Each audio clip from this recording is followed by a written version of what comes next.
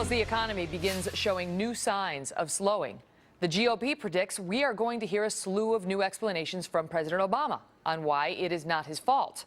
That's the theme of a new ad from the RNC, reminding voters of the, quote, no excuses promise President Obama campaigned on 4 years ago. Here's part of that ad. Part of the reason that manufacturing's declined is because automation.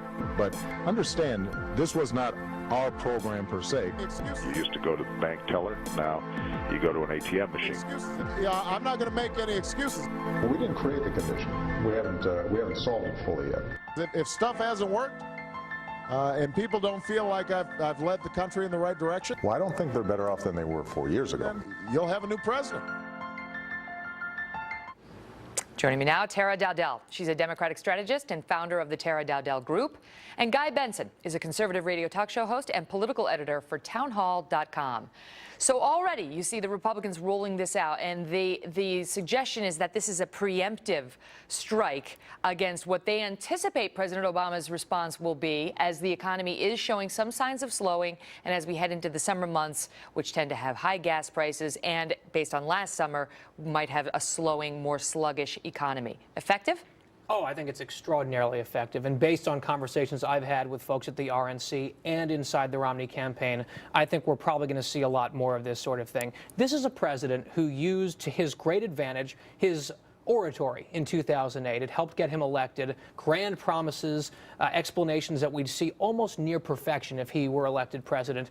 And I think now, 4 years later, it's going to be very difficult for this president and I think for voters to reconcile his own record with the words that he used a few years ago. And I think to use that against him is a very smart thing to do. Tara, you know, they start out, as you heard in the ad, I am not going to make any excuses. And then they tick them off. An earthquake in Japan, an Arab Spring in the Middle East, economic headwinds from Europe, the problems around the debt ceiling, automation, the ATMs, globalization. Do they have a point? All of those things are true, but Megan, I have to tell you, I find it extremely ironic that the RNC is calling President Obama hypocritical when their nominee is Mitt Romney. Mitt Romney has been on every side of every issue, almost every issue known to man. This is a guy that was pro-choice, now he's pro-life.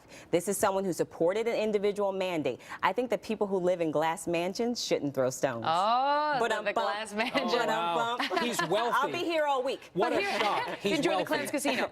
But Guy, is it a fair characterization to say that those are excuses he was making in violation of his promise not to make excuses, or were those actual realities that the president had to deal with, and why not cite them? Oh, of course there are excuses. And one that they left out of the ad is because it was a revelation in a relatively new book. He also blamed Fox News. After 2010, he was talking to a union group. He said, it's because Fox News is calling me a Muslim 24/7 that we got beaten in 2010, which, of course, I watch this channel a lot. That wasn't happening. So he's making excuses. The biggest howler to me of that entire list, ATMs was a little silly, but trying to claim that Solyndra was not his program per se, that is preposterous. It was completely his. He doesn't want to own it, and I think Republicans are going to force him to own it. What of that, Tara? I mean, you know, there's a perception in the country, and I love the saying that winners take responsibility, losers blame others. I think that's true as a matter of my own personal life. I mean, I believe in that saying. Mm-hmm. But do you have to keep taking responsibility for everything when you're the president? I mean, would he be running a winning campaign if he was out there saying, that's my fault, and that's my fault, and that's my fault too, and I take responsibility for that as well? Exactly. I mean, the guy would be out here saying, see, he admits everything is his fault. Well, I think, look, the reality is the president has been blamed for things that actually are not his fault. So I think it's fair game for him to push back and say, look, that did not happen under my watch. His job is to turn the economy around. For better or for worse, the president inherited an economy from a Republican president. And so you can rewrite history as much as you want, but those are the facts. Bush turned a surplus into a deficit, and the president was providing context. Let me just make this one point. Before I go back to Guy, is there anything that you think is his fault? I mean, in that list, do you believe any of that is genuinely President Obama's fault and he has to answer for it? Well, I mean, the economy certainly isn't recovering as fast as anyone would like. So the president he's acknowledged that publicly. Solyndra? But I think, and Solyndra was a debacle, but there's other companies GSA? that have done well. And GM. which is number one. the GM GSA is number scandal? one. Yeah, so there have been some mistakes that have happened. That happens to every president. But here's the thing: the president was providing context. Mitt Romney, in the first two debates, said when he was asked about Massachusetts being ranked 47th in the nation for job creation, his response was, "I inherited a mess." What's wrong with Mitt Romney providing context? Why can't President Obama provide context as well? First of all, the unemployment rate in Massachusetts under Mitt Romney was below 5% when he left office. And so I think if you want to cast stones at that, by all means, go ahead and do it. I think Americans would look at, I think they would still look at that percentage, 5% versus over 8%, which reminds me of another and boom promise. Times. That was boom times. Another promise. The economy was good. You're right. You're right. And I was waiting for President Bush to come up because this is now one of their new things. Let's come back to President Bush.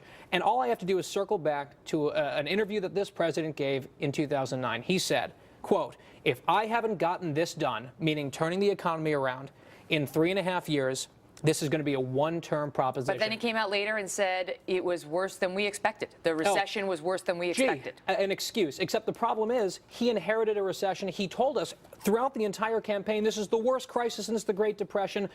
Hire me. It was the worst crisis. Right, he did. That's true. But then the next thing is, hire me, I'll fix it. And what has he done? A health care plan that is wildly inappropriate, wildly unpopular, and I want to pick up on that. I want to pick up on that because that seems to be a line of attack. Obviously, our viewers know that health care is going to be an issue in the presidential contest. Yes. But that seems to be a line of attack that they're getting ready to unleash, the Romney camp, that it was health care, in addition to being something that's unpopular, he took his eye off the ball. Same way they went after President Bush, where he took his eye off the ball in Afghanistan by going into Iraq. It's going to be President Obama took his eye off the ball in the economy by focusing on health care, which was something unpopular that the American people didn't want. Is that effective?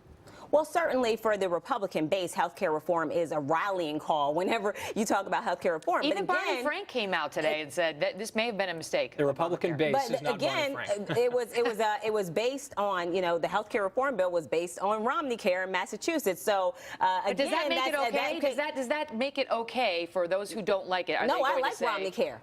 No, for those who don't like it, does that excuse the president taking his eye off the ball if they believe that's what he did?